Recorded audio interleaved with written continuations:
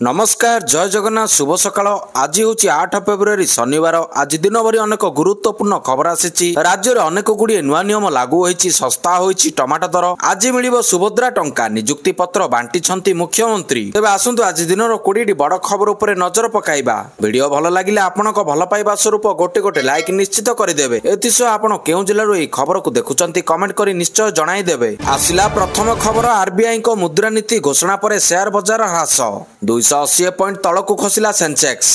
भारतीय reserve bank RBI को मुद्रानीति समीक्षा एमएसपी बैठकर निष्पत्ति घोषणा पर 7 फेब्रुआरी शुक्रवार शेयर बाजार में ह्रास देखा 780 पॉइंट ह्रास होईछि। सेहीपरि निफ्टी 23,500 स्तर में कारोबार करुछि। सेंसेक्स 30टी शेयर मध्य 18टी ह्रास देखा जायतिबा बेले 12टी शेयर वृद्धि देखा जायछि। परवर्ती खबर, बदली जीव लैंडलाइन टेलीफोन नंबर। दूरसंचार नियामक प्राधिकरण ट्राई द्वारा 2 दशंधि पुराना नेशनल नंबरिंग सिस्टम बदलाइबा पई सुपारिश होईछि। दूरसंचार नियामक प्राधिकरण ट्राई 2 दशंधि पुराना नेशनल नंबरिंग सिस्टम बदलाइबा पई सुपारिश करछंती। एई सुपारिश लागू हेबा परे पूरा देशर लैंडलाइन टेलीफोन नंबर बदली जीव। दूरसंचार नियामक तांको रिलीज रे कहिसंती जे देश रे जेउपरि मोबाइल फोन और कनेक्टेड डिवाइस रो संख्या बढ़ुछि, याकू नजर रखी नंबर सिस्टम रे परिवर्तन आवश्यकता पड़ुछि, जहा द्वारा समस्त को निर्भरयोग्य टेलीकॉम सर्विस उपलब्ध करा जाई पारिबो। परवर्ती खबर, 3 दिनिया फ्रांस गस्तर जिबे पीएम मोदी। प्रधानमंत्री नरेंद्र मोदी आसंता फेब्रुआरी 10 रु 12 जाए 3 दिनिया फ्रांस गस्त करिवे। राष्ट्रपति इमानुएल मैक्रोन को सह एआई एक्शन समिति मिलित भाव में अध्यक्षता करिवे। एने शुक्रवार वैदेशिक व्यापार मंत्रालय सचिव विक्रम मिश्री सूचना दैछंती। प्रधानमंत्री फेब्रुआरी 10 संध्या रे पेरिस रे पहुंचिबे। यहा परे राष्ट्रपति मैक्रोन को द्वारा आयोजित रात्रि भोजन रे जोग देबार कार्यक्रम रहिछि। पीएम मोदी फेब्रुआरी रे पेरिस रे आयोजित हेबाकु थिबा आर्टिफिशियल इंटेलिजेंस एआई समिति रे भाग नेबे। फ्रांस राष्ट्रपति इमानुएल मैक्रोन पूर्व यह घोषणा करथिले। एआई क्षेत्र में भारत सह संपर्क को मजबूत करबा एहार उद्देश्य बोली से कहिथिले। परवर्ती खबर, 6,390 जन को निजुक्ति पत्र बांटिले मुख्यमंत्री। शुक्रवार यूनिट 3 स्थित कैपिटल हाईस्कूल पड़िया रे आयोजित निजुक्ति मेला रे 9 विभाग पर निजुक्ति पत्र बांटी मुख्यमंत्री, जो विद्यालय और गणशिक्षा विभाग मोट 2767 जन थिले। जो विद्यालय और गणशिक्षा विभाग मोट 2767 जन, स्वास्थ्य और परिवार कल्याण विभाग 2878 जन, गृह निर्माण और नगर उन्नयन विभाग 62 जन, अनुसूचित जाति और जनजाति विभाग 104 जन, जल संपद विभाग 57 जन, खाद्य जोगान विभाग 37 जन, अर्थ विभाग 130 जन, मत्स्य और प्राणी संपद विभाग 232 जन एवं दक्षता विकास 123 जन निजुक्ति पाइछंती। एही अवसर में मुख्यमंत्री कहिसंती राज्य में शिक्षा व्यवस्था सुदृढ़ करने को सरकार पदक्षेप नेउछंती। गुणात्मक शिक्षा देबा पई सरकार प्रयास करुछंती। परवर्ती खबर, लुचि छपी भारत सीमा को प्रवेश करुथिले आतंकी।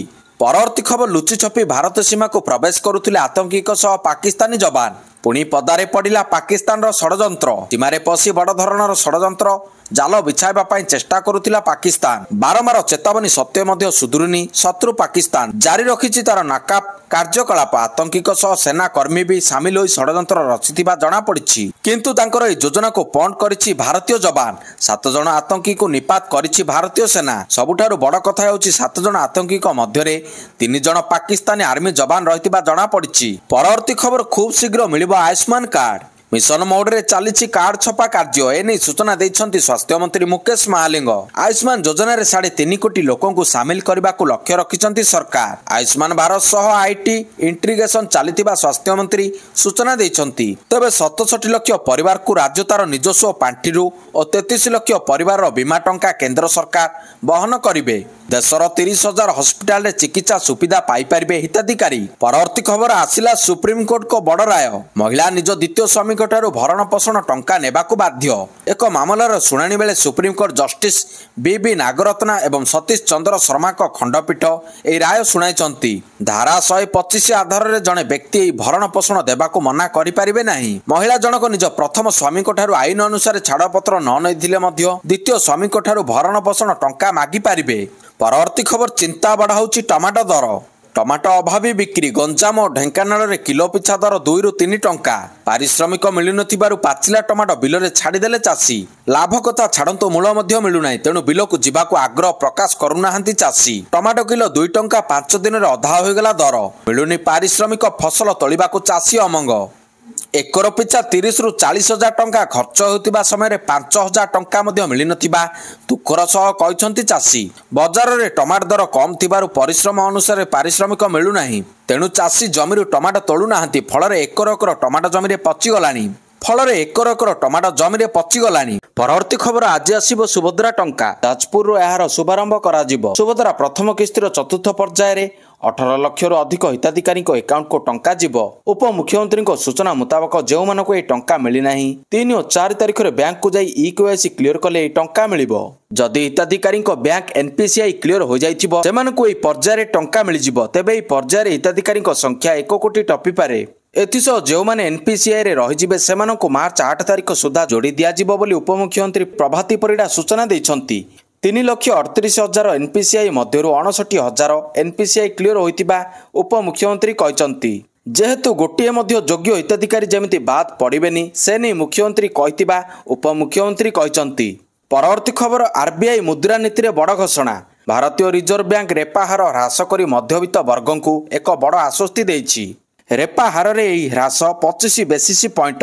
एथिपाई वर्तमान रेपा हार एबे 6.25% हो जाइछि। 5 वर्ष पर खसिला रेपा रेट। पूर्वरु भारतीय रिजर्व बैंक आरबीआई मे 2020 रे रेपा हार ह्रास करिथिला, किंतु एहा परे एहाकु धीरे धीरे 6.5% को वृद्धि करा जाइथिला। शेष थर पई फेब्रुआरी 2023 रे रेपा हार वृद्धि करा जाइथिला।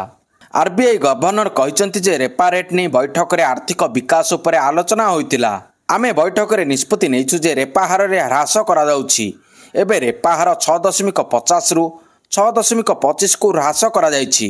परवर्ती खबर बंधा हेले कोटिपति बाबू।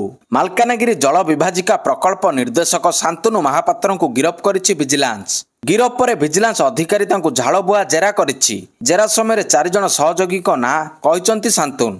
तेबे शांतनु को सह अम्यकांत साहू, मोहन मंडल, विश्वजित मंडल, अलेख प्रधान को मध्य गिरफ करिछि विजिलेंस। चढ़ाऊ बेले शांतनु को ठारू 2,98,92,000 टंका जबत होइछि।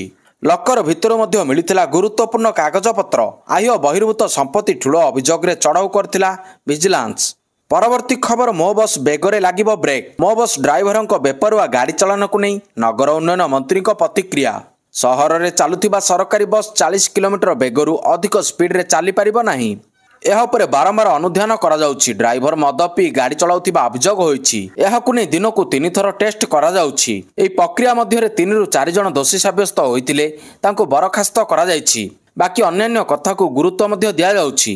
जेहेतु भिड़ होउछि सेति केउठी ना केउठी त्रुटि रहुछि। एहाकु अनुध्यान करी खूब शीघ्र एहार व्यवस्था पई चिंता करा जाउछि बोली कहचंती नगर उन्नयन मंत्री। परवर्ती खबर टिकेट कला बजारी 3 जण गिरफ। रविवार बारवाटी स्टाडियम रे खेला जीव दिनिकिया मैच। सेई मैच रे टिकेट नेबा पई प्रबल भिड़ देखिबाको मिलिथिला, किंतु टिकेट नेबा परे सेई टिकेट एबे बाजार रे कला बजारी करा जाउथिबा देखिबाको मिलिछि। सेई समय पुलिस 3 जण को गिरफ करिछि। केवल सेतिकी नुहे कला बजारी समय टिकेट डील मध्य चालू रहितिला। सूचना अनुसार रविवार खेला जीवाको थिबा बारवाटी दिनिकिया पई उभय भारत और इंग्लैंड भुवनेश्वर रे पहुंची जाइछंती। उभय दलर खेलाड़ी गुरुवार प्रथम मैच खेली सारी नागपुर सीधासलख एठाको आसिछंती। स्वतंत्र विमान रे राति प्राय 7:40 रे स्थानीय बिजू पट्टनायक विमान बंदर रे अवतरण करिबा परे कड़ा सुरक्षा मध्य खेलाड़ी मानक होटेल को आना जाइछि। सेमाने रात्रि विश्राम करिबा परे आज कटक स्टाडियम जाई अभ्यास करिवे उभय दलर खेलाड़ी। इंग्लैंड खेलाड़ी माने अपराह्न 1 रु 4 जाए एवं भारतीय खेलाड़ी 4 रु 8 पर्यंत अभ्यास करिवे। परवर्ती खबर बकुल वनर हेब पुनरुद्धार। सत्यवादी बकुल वनर ऐतिह्य को सुरक्षित रखा जाई एहार पुनरुद्धार और विकास करा जिवो। एहार मौलिक ढांचा अनुरूप विकास करबाकू मुख्यमंत्री को परामर्श। बकुल वनर ऐतिह्य और परंपरा संपर्क में छात्र छात्री मानक अवगत कराइबा पई एहार मौलिक ढांचा अनुरूप विकास करबा सहित पारिपार्श्विक अंचल रे विकास करबाकू मुख्यमंत्री मोहन चरण माझी निर्देश दैछंती। लोकसेवा भवन ठारे विद्यालय और गणशिक्षा विभाग पक्षरु बकुल वन सत्यवादी वन विद्यालय पुनरुद्धार और विकास संपर्कित एक उपस्थापना अवसर में मुख्यमंत्री निर्देश देइछंती। परवर्ती खबर हक पाई हल्ला बोल। सरकार दाबी शुणिले उठिबु नचेत रास्ता को ओह्लाई हक पाई जोरदार विक्षोभ हेब। आठगड़ ब्लॉक मिशन शक्ति गृह आगरे एमिति गर्जन करिसंती शह शह महिला। ग्राम पंचायत स्तरीय महासंघ रे इसी सदस्यों पुनर्गठन प्रक्रिया प्रत्याहार करबा, सेमानकु स्थायी नियुक्ति देबा ଓ ପାରିଶ୍ରମିକ ଅର୍ଥ ବୃଦ୍ଧି ଏମିତି ଦାବି ରଖି ମହିଳାମାନେ ଭିଡିଓଙ୍କ ଜରିଆରେ ମୁଖ୍ୟମନ୍ତ୍ରୀଙ୍କ ଉଦ୍ଦେଶ୍ୟରେ ଦାବିପତ୍ର ଦେଇଛନ୍ତି। ଦାବି ପୂରଣ ନହେଲେ ଆନ୍ଦୋଳନକୁ ଜୋରଦାର କରାଯିବା ସହ ରାସ୍ତାକୁ ଓହ୍ଲାଇବାକୁ ଚେତାବନୀ ମଧ୍ୟ ଦେଇଛନ୍ତି। ପରବର୍ତ୍ତୀ ଖବର, ଖୁବ୍ ଶୀଘ୍ର ପୂରଣ ହେବ ଖାଲି ପଡ଼ିଥିବା ମୁଖ୍ୟ ସୂଚନା କମିଶନର ସମେତ 4 ପଦବୀ। ପ୍ରାର୍ଥୀ ଚୟନ ପାଇଁ ରାଜ୍ୟ ସରକାର ଗଠନ କଲେ ଉଚ୍ଚସ୍ତରୀୟ ଯାଞ୍ଚ କମିଟି। ଆବେଦନକାରୀଙ୍କ ମଧ୍ୟରେ ରହିଛନ୍ତି ଅବସରପ୍ରାପ୍ତ ପ୍ରଶାସନିକ ଅଧିକାରୀ, ସାମ୍ବାଦିକ ଏବଂ ପୂର୍ବତନ ବିଧାୟକ। ରାଜ୍ୟ ସୂଚନା ଆୟୋଗରେ ଖାଲି ପଡ଼ିଥିବା ମୁଖ୍ୟ ସୂଚନା କମିଶନର ଓ 4 ସୂଚନା କମିଶନର ପାଇଁ ହୋଇଥିବା ଆବେଦନ ତାଲିକା ପ୍ରକାଶ ପାଇଛି। ରାଜ୍ୟରେ ପ୍ରଥମ ଥର ପାଇଁ ଆବେଦନକାରୀଙ୍କ ତାଲିକାକୁ ସରକାର ସାର୍ବଜନୀନ କରିଛନ୍ତି। ପରବର୍ତ୍ତୀ ଖବର, ଖଣ୍ଡଗିରିରେ ଜମିଲା ଯାତ୍ରା ଆସର। ଖଣ୍ଡଗିରି କୁମ୍ଭମେଳା ଆରମ୍ଭ ହୋଇଯାଇଛି। ଖଣ୍ଡଗିରି କୁମ୍ଭମେଳାରେ ଆରମ୍ଭ ହେଲା ଯାତ୍ରା ମହାକୁମ୍ଭ।